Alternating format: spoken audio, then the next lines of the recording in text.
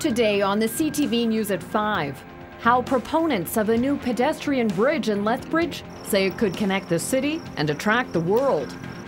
Plus, the dragons are being unleashed on Henderson Lake. And we'll introduce you to Southern Alberta's newest rising star in the world of mixed martial arts.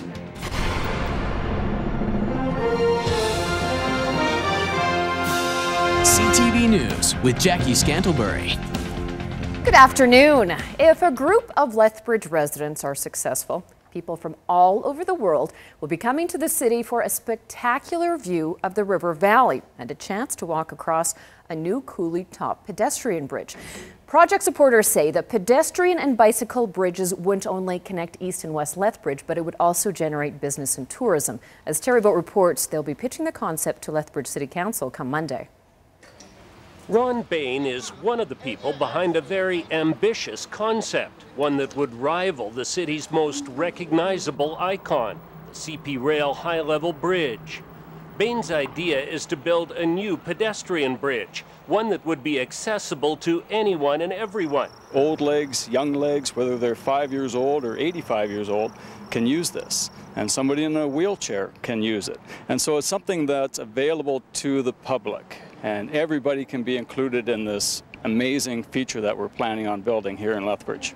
The concept behind this project is to build a pedestrian bridge from coulee-top to coulee-top, about 3,000 feet long, 300 feet high, and approximately 14 feet wide enough for pedestrians and cyclists, as well as a police car and ambulance if necessary. Right now what we want to do is we want to get that wheel turning. We want council to have a good serious look at it. And one of the first things that you have to do is you have to do a study. And right now what we want to do is find out how much the study would cost. Bain has already visited other locations that have built similar projects, including the spectacular Bob Carey pedestrian bridge in Omaha, a project that cost just under $22 million back in 2006. And what they have seen just in 2011 is passenger traffic of 218,000. And that's far, far surpassed their expectations in terms of usage throughout the year. I can't say what's going to happen with this idea. It takes certain members of council, a number of members of council to approve it. Mayor Rayko Dodick says he's looking forward to seeing the proposal, but expects at this point it'll be referred to the Capital Improvement Program for more discussion. Terry Boat, CTV News, Lethbridge. Members of the committee say that they've been working on the idea for at least 6 years, but this is the first formal presentation to City Council. Social Housing in Action is celebrating the impact of their Housing First program in bringing Lethbridge home. The organization held a pancake breakfast this morning at City Hall. Officials say that since launching the program, they've seen a 25% decrease in shelter occupancy and a 70% decrease in people living on the street. Richard Ladouceur has battled addiction for years. He says obtaining and maintaining a steady home was a huge step in his recovery. The most important thing about being in housing is to follow your plan with your team and to keep in touch with them. If they don't do a home visit, to meet them at the office to make sure that you're doing all right and you're not falling back to your addiction part of your life. Ladouceur has been able to maintain a home for the past 14 months and credits the help from Social Housing in Action for being able to do that. The skateboarding community is celebrating a long-awaited win in their battle for a new skateboard park. City Council has given the green light to a new park. The development of the green strip on the south side of Henderson Ice Arena will soon be home to a $600,000 skateboard park. And for months, the Skateboard Association has said their current facility behind Lloyd Nolan Yard was unsafe and inaccessible. But now they'll have the next 2 years to develop their new home.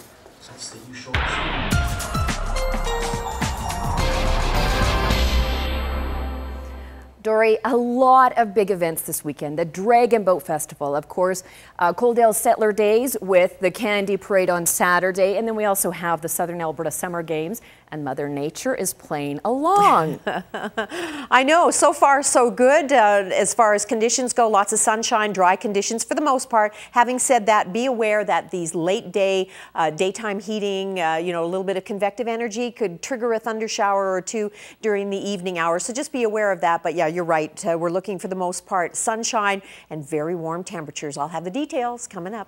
Thanks, Dory.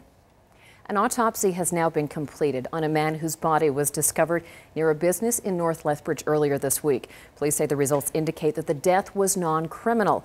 Workers at BFI uncovered the body of a 51-year-old man Wednesday evening among a pile of cardboard recycling. Police say the autopsy was completed yesterday and there's no evidence of foul play. Relatives have identified the man as Edwin One Owl, who is also known as Mike to members of the street community. They say he was partially disabled as a result of being hit by a car several years ago. And they say he was originally from Brockett, but would often be seen in North Lethbridge collecting bottles.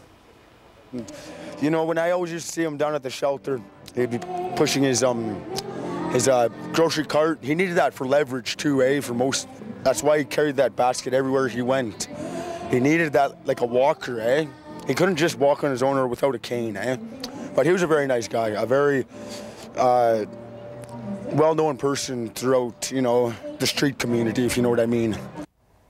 Lethbridge Regional Police are sniffing around for suspects in an unusual drugstore robbery. On Tuesday, two men made off with $2,000 worth of cologne from the University Drive Shoppers Drug Mart. Police released these images from the store's surveillance video. If you have any information that may help, please contact either police or Crime Stoppers.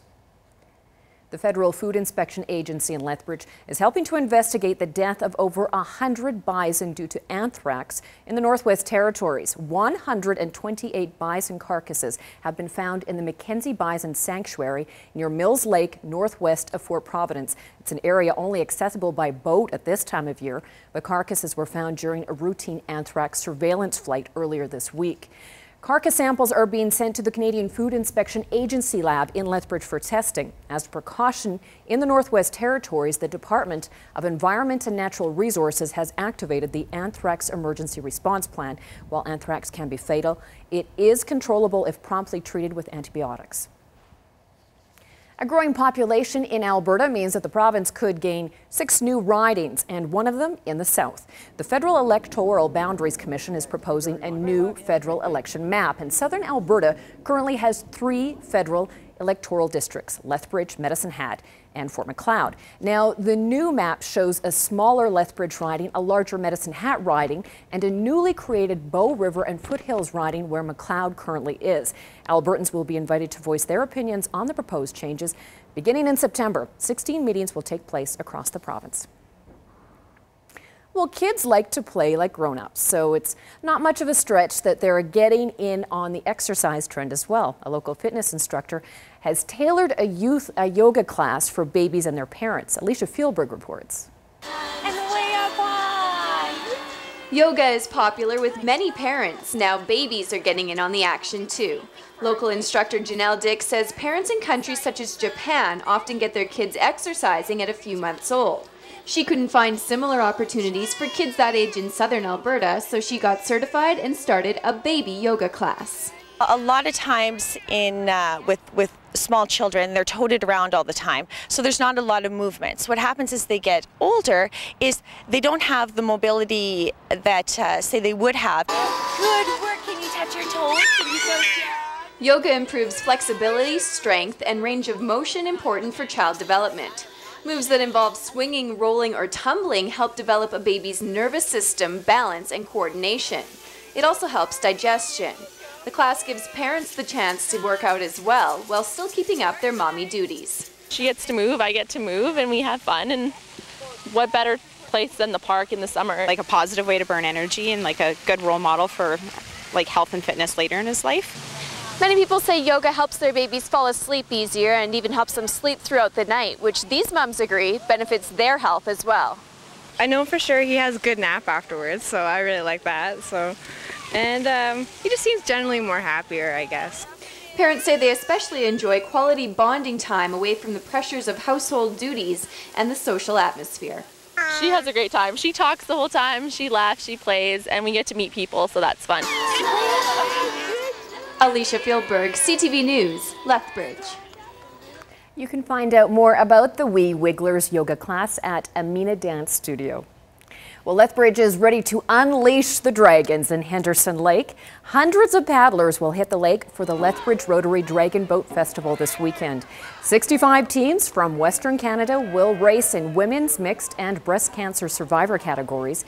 The opening ceremony tonight at 6:30, and it's followed by exhibition races and a stage show. Racing and entertainment continues all Saturday and Sunday, too. It's the 11th year for the event and has become the largest dragon boat festival in all of Alberta. I think it doesn't take long, even if you're not a boating enthusiast, to get into the spirit of the competition.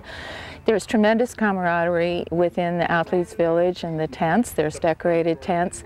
So there's a number of things to keep people occupied. We have a kids' play area as well, so you can bring the kids down, and Family Ties is sponsoring a tent with activities for children. So we try to offer something for everyone, and our entertainment reflects that. Well, it's the first Friday of the month, and it always offers a lot of opportunities in downtown Lethbridge. July's first Friday event included live music, theater, and magic performances today. There's also a scavenger hunt and plenty of deals, contests, and specials at downtown shops and restaurants. First Friday was organized by the Heart of Our City Committee in hopes of drawing visitors downtown. We just have a lot of really great, unique shops in the downtown. There's a lot of restaurants, a lot of art galleries. It's just a really cultured place to be. So there's things down here that you wouldn't find necessarily at a big box store that people bring in that's just really unique to the downtown. And the service is great down here. People know your name when you come here. So it's just a really fun place to be. I'm more of a downtown and online shopper. I hate shopping at the mall because then I end up with everything everyone else has. And you can still catch some of the downtown deals or watch a free performance of Shakespeare in the Park tonight at 7. The markets today, a lot of down arrows across the board. Here are the week's closing numbers.